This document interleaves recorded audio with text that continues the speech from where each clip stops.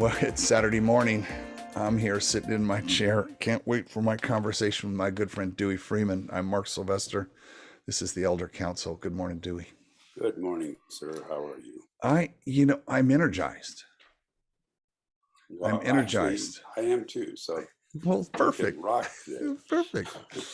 I got to take the first trip we've had in a year and a half, and went up to see the grandkids and family, and spend time. It was far too brief, not even 48 hours, but it was enough, and it got me thinking about today and talking about family, functional families, dysfunctional families, um, families with young kids, imprinting behavior, and our role as parents in modeling behavior. So there's like 5 hours of stuff to talk about. Well, that's just the first thought. There's 5 hours for each of those. So, we have about 3 months here, Mark. Strap in, folks. We're going to be here a while. Strap in, folks. What's the first thing you think of when I say family? Tenderness. Hmm. And yeah. And certainly, and that actually comes from two places. One is my relationship with my partner, Kimberly, and the tenderness between us. And the other was a vision of me when I was probably 8-ish. Mm. My sister and I were and still are very close. And just the tenderness between us. Just little kids being sweet to each other. How lovely. I would have enjoyed that. Well, I did. My sister, in many ways, was one of my saving graces of in my growth process, and has actually helped me very much care and love women, because I had a great relationship with my sister as a dear, dear, dear friend, and it's like, so that gets easily carried over to my relationship with women in general. What was the family dynamic like? Well, now we're going to get to the dysfunctional part. Yeah, we can talk for days. But so you don't have to get into the details, but that's the part that's interesting to me is, and I haven't done a lot of therapy. I've done a tiny bit of therapy on this, but I'm really interested in, as a dad, the responsibility of being a father towards children, and kind of what that means, and what happens when the father ignores that responsibility.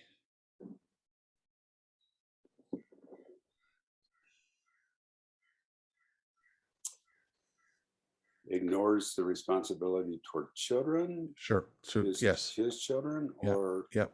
In general to the family, which would include his wife or partner. So we can table the wife and partner for a show more on relationship. I'm really interested in the specifically. I mean, this is a men's group we're working with predominantly, and it's the relationship of the father to the children. I like that direction. Well, when you first started speaking about that, a few 30 seconds ago or so, my first reaction was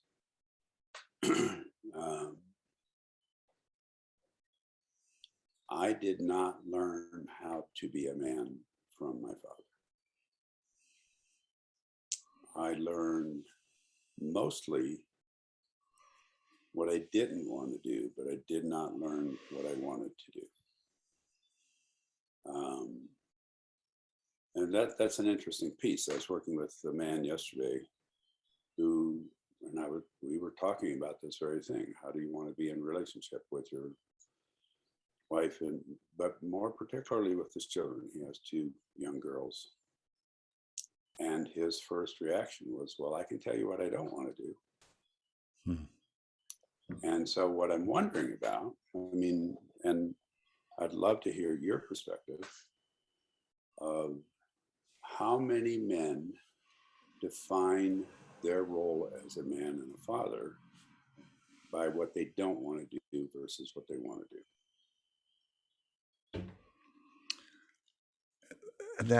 That's interesting. I don't have that reaction. Oh, I had my dad left when I was 2, so I don't have a relationship with my dad, and I only saw him twice a year until I was 12, and I got to spend about 6 months with him, and then it went back to once a twice a year. year. And I talk to him all the time now.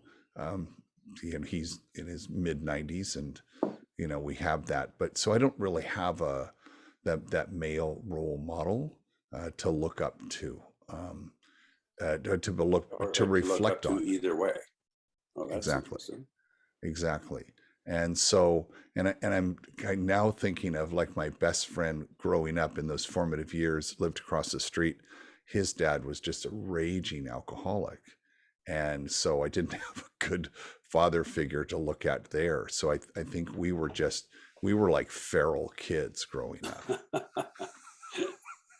Mark Farrell Sylvester, is that I don't know why that just hit me, but that's kind of, we were the, the misbegotten toys, whatever in our neighborhood. And we were free range kids. My mom was a nurse, so she did shift work. So we were what they now call latchkey kids. And right. So pretty much raised ourselves. Thank God I turned out okay. But I'm very specifically now aware of the polarization of attitudes in America, and looking at kids. And I'm really interested very specifically in, when do kids start to exhibit polarized attitude, and when are those kinds of worldviews set? And in talking to an educator yesterday who kind of knows about this stuff pretty deeply, Mm-hmm. he said by 4. Exactly. And I was like, well, then what the heck chance does that kid have to have a broader worldview if they're coming out of right now we're thinking about, anti-vaccine and anti-this and anti-that, and, they're raised in a home like that. They just don't have a chance, I don't think, of coming up with a different point of view. I kind of cut right to the end of this, but that's what has got me focused. It's like, how many generations is it going to take to where that wears off? Because that constant drip of attitude is just ingrained. Well, do you want an answer? I'd love an answer, Doc. It will take, when and if a change begins, it will take 3 generations for that to become the norm of whatever new family there is. When we make a change in a family system, it takes 3 generations to create what would be called the new norm. So that's one part. So hold that a bit. Yeah. Your friend, the educator, is right on. From a developmental perspective, the first 1.5 to 2 years of life, and this is a condensed version, so a really big picture. But the first 1.5 to 2 years of life, our question and our task as an infant is to figure out if the world's okay. The second-ish 2 years of life is to figure out if I'm okay. So the 2 questions early on are, is the world okay, which is really the core of trust, which We got the word trust in this Right, show 9 minutes.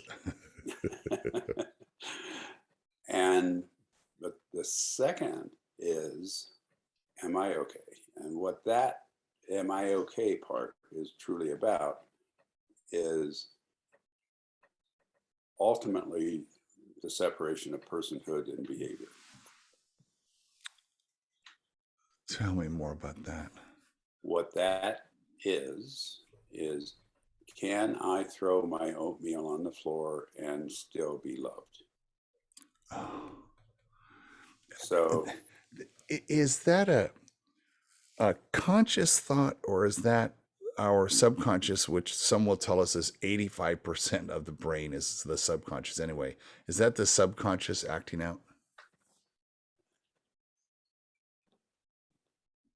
yes and no. There's a combination. Cognitively, we're shifting our cognitive development. Our brain actually takes about 10 to 12 years to fully develop. And up until about 12 years old. And then, well, actually, now we're looking at about till 24 years old.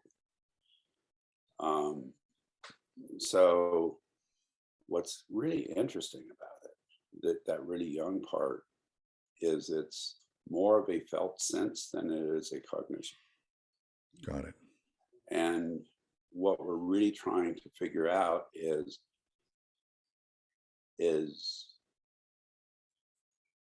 if I do something that you don't like, or if I individuate or from my parent, will I still be loved? Can I be? It's the beginning of being a sovereign human being. I've never heard that term before, a sovereign human being. I love that. So what that means, like even between us, Mark, it's like our connection's lovely, our connection's deep, our connection's intimate, and we don't necessarily have to agree on everything.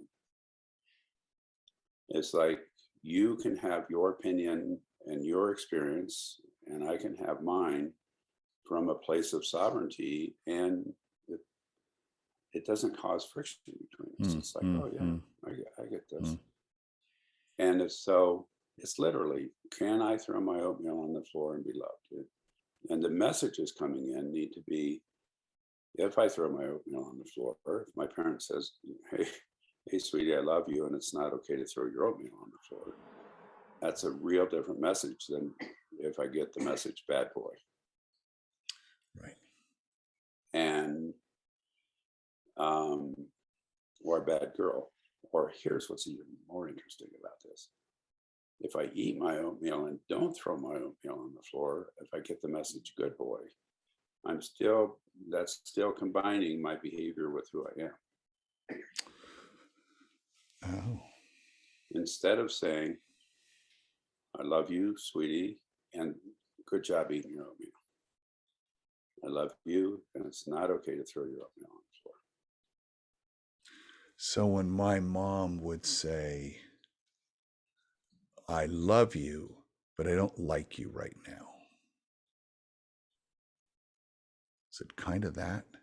Because I remember that's a very distinctive in my head, that like she was reassuring me that she loved me, but my behavior was not acceptable.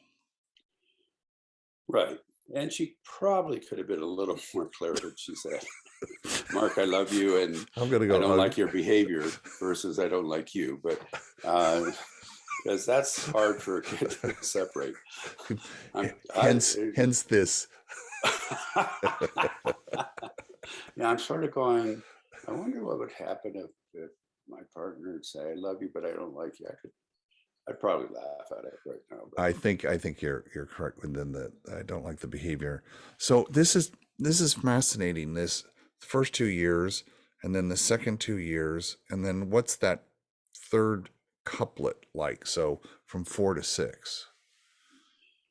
Well, that actually expands from 4 to, it's more like 4 to 6 or 7.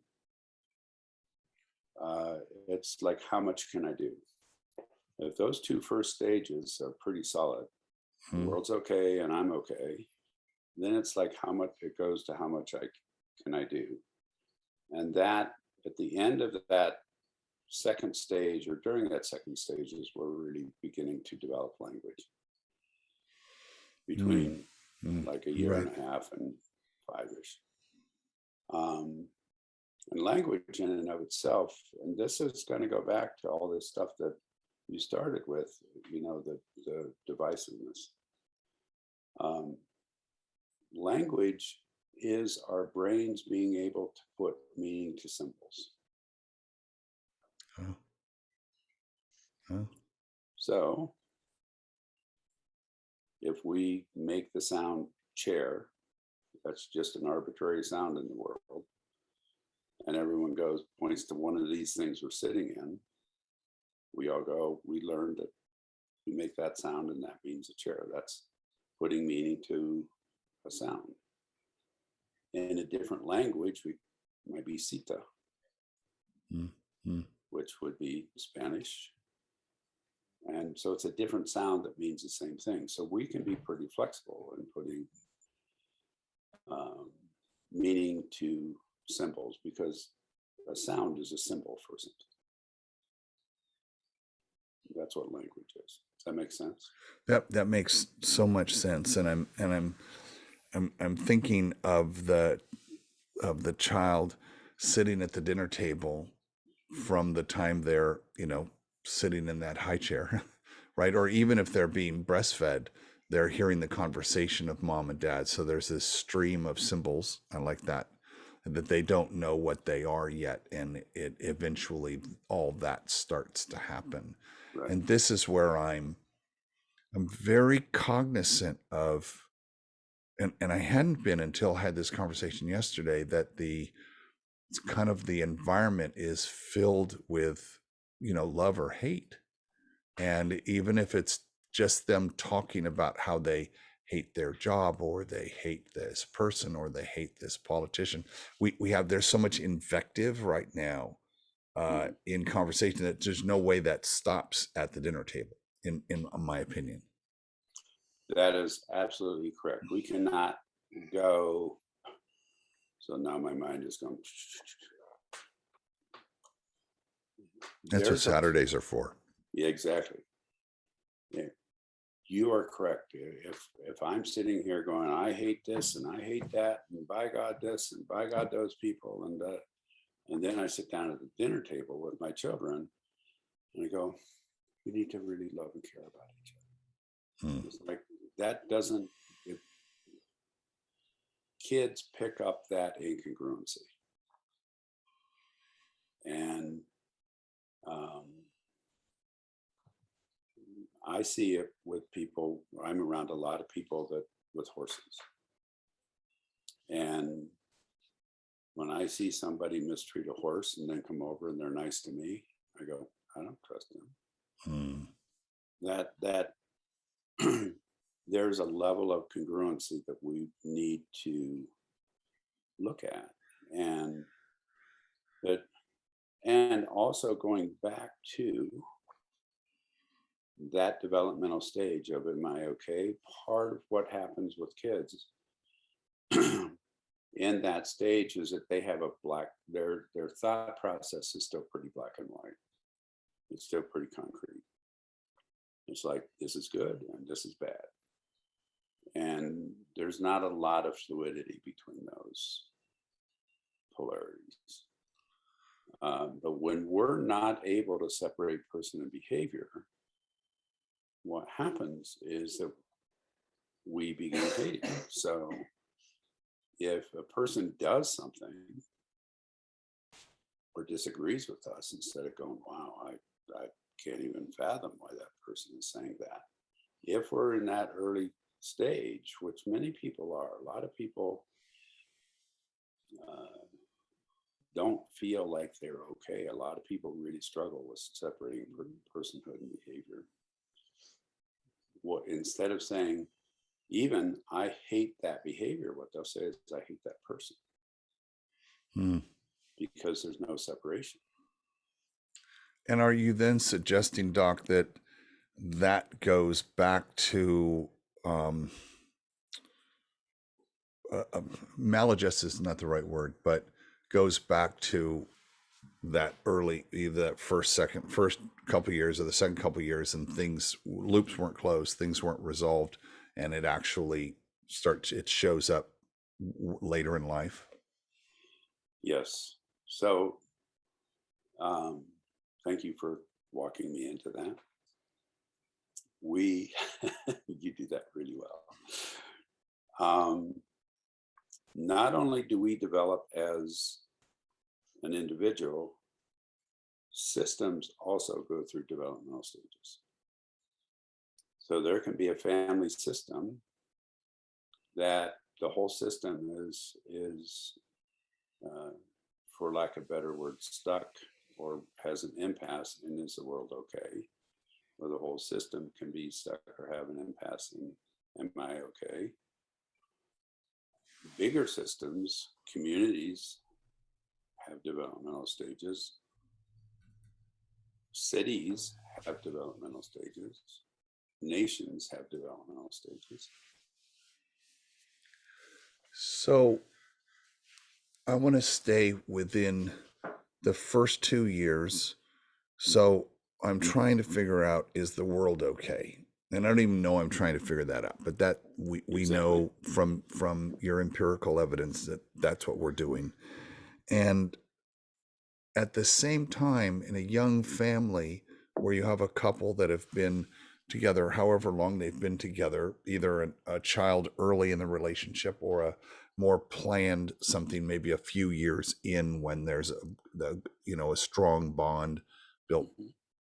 Not that time is what does that, but then we insert a young life into the mix, and now is the question for the parents, if this is a system, is the world okay? Are we okay as a family unit now with this? Because it might be financial burdens or not, it might be other kinds of stressors or not, there's sleep, there's all those kinds of things. Like, is the world okay? What did we do? What did we do? And adjusting. And then it's, am I okay? Like, am I okay as a mom? Am I okay as a dad? Because they don't really give you a book on how to figure this out. Now, people will say, well, I learned parenting from Google, but you and I are both from earlier eras where it's just like, whoa. So now we're developing this family system. Am I on track? Mm-hmm, totally. Okay. So it feels like some intentionality is required here, knowing that your modeling behavior, your behavior is being watched 24/7 by these young eyes. And you have an opportunity to model that behavior. A person way smarter than me a long time ago explained to me how important it was that I manage my own state, how I show up, because that is profoundly impacts everyone around me. And which is why I learned very early on to always show up in a good mood. If I show up in a good mood, everybody's going to be in a good mood, even if things are not so good. Showing up, that's important. So I think that state management, maybe this is really what this is about, around your children is I want to say life-changing. And I thought I might want to soften that word, but I don't think I do. I think you are forming that life, that worldview, that person, that rest of their life is profoundly impacted by your state of physicality and your state of mind, because you're the dad, you're the mom. Or am I overstating? No, in fact, if you're stating it strongly, and what I would say is, feel free to state it even more strongly. Energetically, when we come in, and this is a really big deal, I think, and a really big deal for men, is many of us have really big energy. Yes. Many of us are really big people. Many times, we as men are the biggest person in the room. Mm-hmm. Not always, but many times. The energy that we give off, which is the state that you're talking about, is picked up somatically by everyone around us, and is picked up most particularly by the infants around us, and even in utero. There's Really? huge evidence that that our energy is picked up in utero by the fetus. And if anyone really wants to go look at this, a guy named Bruce Lipton has done tons of study on this. And in fact, his studies show that the energy that gets picked up by infants in utero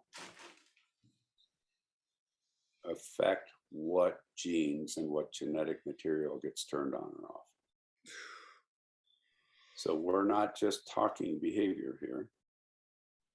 We're literally talking how affecting us at the core of our nervous systems. And so what you just stated is huge. And if you as a dad walk into the room and you're calm and you're grounded and you come in a good mood and you come in with either neutral or an optimistic perspective, that will be picked up by both the mother of your child and by your child. So I need to marinate on that for a little bit, because I just remember very specifically playing music for the fetus. That is Very so cool. Specifically. However, I want to kind of come back to the environmental energy. I'm going to call it that. That energy that is, in the home, and couple that with the 3 generations to change.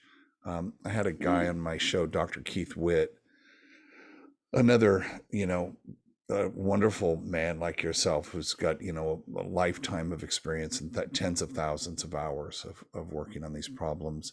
And we were talking specifically about the impact of COVID on the family dynamic. And he was saying that, and we were looking at violence in the home as a result of lost the job, lost liberty, lost freedom, lost, maybe it wasn't a great family dynamic anyway. So now we've put that into a pressure cooker, and there are stories that will be told over the years of things there, and kids as a part of that. He's saying it was going to take 2 to 3 generations for that to wear off.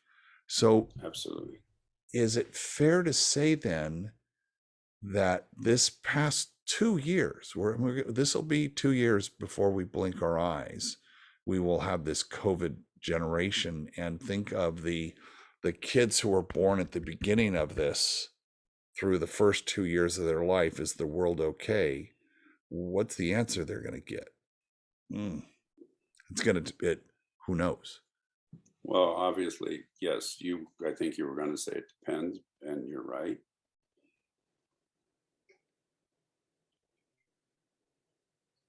The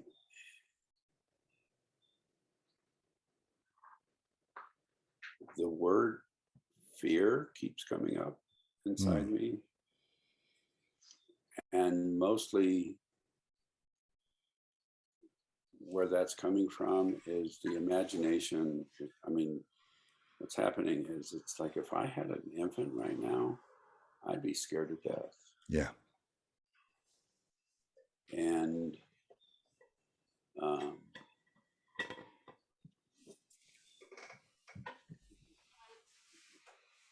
because I wouldn't know what the future would hold. Could I take my baby to the store and in my shopping cart? Could I, or even in the snuggly, what's going to happen with school? What's going to happen with all of those pieces? And this is going to wrap around where we first started with all the angst and the polarities of wear mask, don't wear mask, all of that. If we really think about what's behind that most of the time, and some people will say all the time, but I don't believe all the time. Most of the time when we walk with that level of anger and angst, it's what's underneath that is fear. So if as adults, because we're talking about the adults living in this subconscious fear, right? Subconscious fear, that's going to bleed out at home. It's going to bleed out at home. It's going to bleed into what's called our neuroceptive system. Yep. And we've talked about that. And with my new athletic project, I'm very, very tuned into the subconscious impact on an athlete's performance. Absolutely. and ways to measure that. So that's another show we're going to do, Doc. So I want to fast forward a little bit to Thanksgiving 20 years ago. Sitting with my son. No, it wasn't 20 years ago. It was 12 years ago, because my grandson is 14 and he was 2, and it was a Thanksgiving up at their home. And I was sitting far across the room, and he was sitting with his son. And I don't remember what the occasion was, but they were right together. And I thought, and it was a lovely moment. And I thought, he's going to be a great dad. And I gave myself a little attaboy. It's like, I frequently joke with my kids that thank God they turned out okay, because they were raised by wolves for sure. Remember, I'm the feral teenager. The fact that they did come out okay was and I think about that, and that crossed my mind. It was a very, very strong imprinted memory for me, to be able to see them just this last weekend. They're not set in stone, but they're pretty set, at 15 and 12, thinking, just loving how loving that family is. Very, very loving, and contrasted that with mine, which didn't have that at all. And I'm thinking, okay, the generational change. So now those boys grew up in that environment. That's going to have a powerful impact on their parenting skills. And there's going to be, and it might just be one. Okay, so if I'm one generation, my son's second generation, then they're the third generation where it's pure love. One hopes. So, first of all, you deserve more than an attaboy. You deserve a big fucking hug and pat on the back. There you go. I'll do that. I'm serious. I am serious as hell, because I know you, and I know the kind of love that you give, and the kind of love that you're willing to give, and also the kind of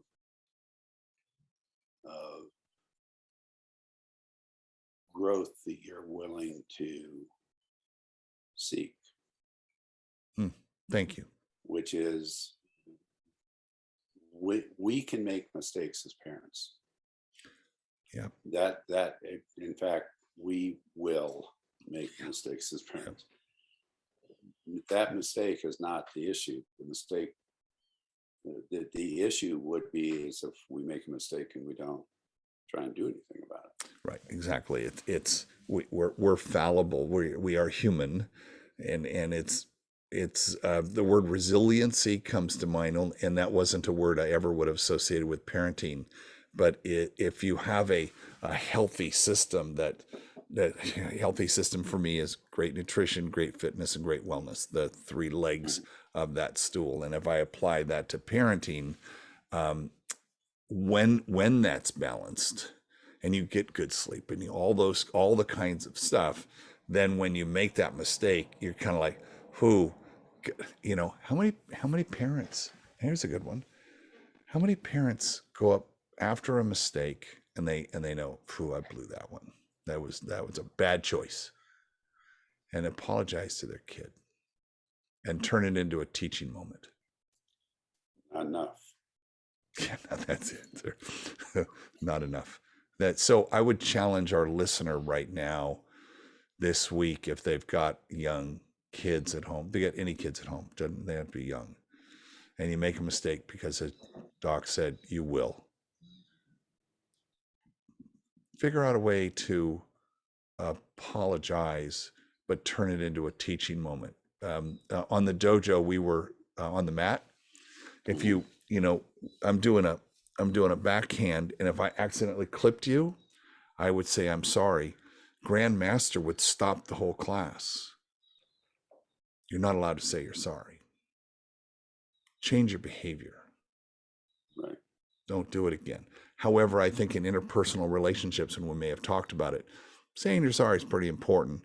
But I think as a parent, there's an opportunity to turn that into a bit of a teaching moment, so the child learns, hey, people make mistakes, and then people change the behavior and they apologize. And I'm curious, because we've talked about apology before, remind our listener, what would be the right way for that parent to apologize to the child? You are so right on about so many things there. What I encourage people to do is ask for forgiveness. Mm-hmm. If I were in a dojo with you and I would say, and I would clip your face, I'd say, would you forgive me for clipping your face? Yeah. They're now, okay. So in that instance, it's two adults, but if it's an adult and a 6-year-old, how does the 6-year-old have the emotional capacity or the cognitive capacity to understand what's going on? Not fully. And we can still, so a big part of what we're talking about here is what kids pick up energetically. Right. So if The I'm sitting somatic down, nature, right? the somatic nature, Yeah.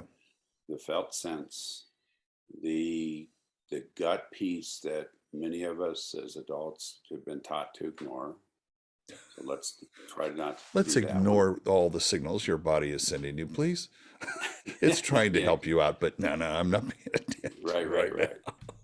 So when we make amends to our children,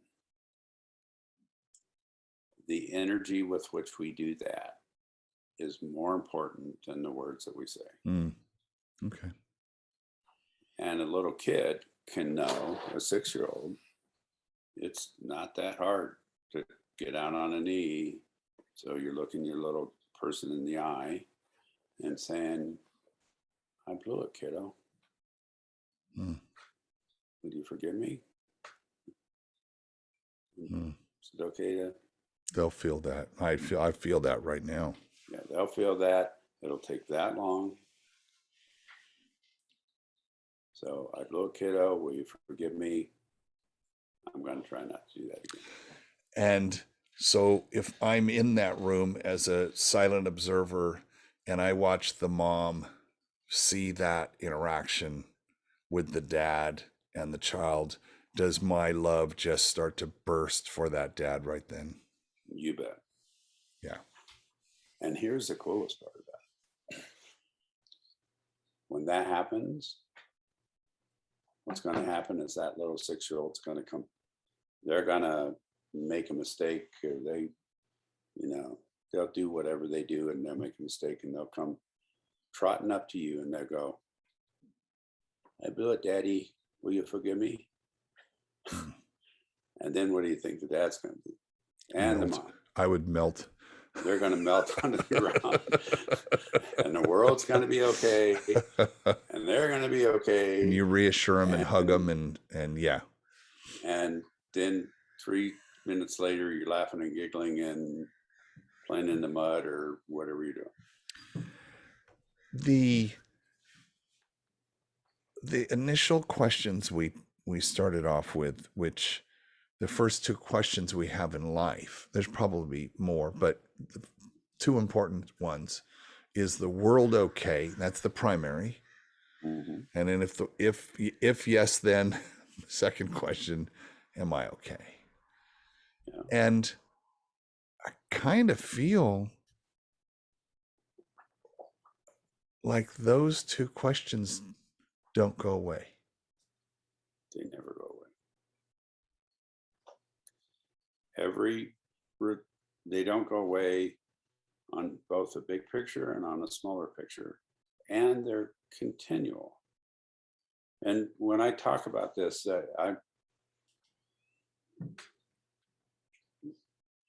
we have to eat every day. We have to nourish ourselves every day. There's no difference between that and nourishing is the world okay every day. There's no difference between nourishing ourselves every day on am I okay? Relationally, with our partners, with our friends, with those people that we love, it's a daily piece. And so what we're trying to do is build a foundation, but also every day we need to nourish that. The same as we nourish our bodies with food. Which takes us back, and this might be where we end, is when we wake up. I'm imagining that baby waking up and looking around and going, is the world okay? Yeah, everything looks the same as when I went to sleep. Okay, world's okay. Am I okay? Maybe a little gassy, but I'm okay. But I'm okay. But I'm okay. And I'm thinking of just myself when I wake up. I'm like, is everything okay? Yeah, and that happens faster. And then am I okay? How do I feel? I feel pretty good. And we kind of always, each time we open our eyes, it's a situational awareness. And I've got to think that the underlying fear that COVID has brought on every aspect of humanity is the world okay? The question has frequently been not so much. That is accurate. So then if an infant wakes up and they're not okay, what helps them become okay? Well, I think the parent. Right. The relationship between the child and the parent. Yes, the relationship. When we wake up and ask the question is, with COVID streaming through every aspect of every country and every place in the world, is the world okay? What will make that okay is the relationships that we have with people. And we exacerbated that exact thing with so many people living solo lives and not able to have a relationship to enrobe them and comfort them, and they flailed. And I think the issues and the impact of that at the individual level is yet to be seen. That is accurate. The likelihood that in 20 years from now, the babies now that aren't getting what they need, when they become parents, they're going to really struggle with helping their babies know that the world's okay.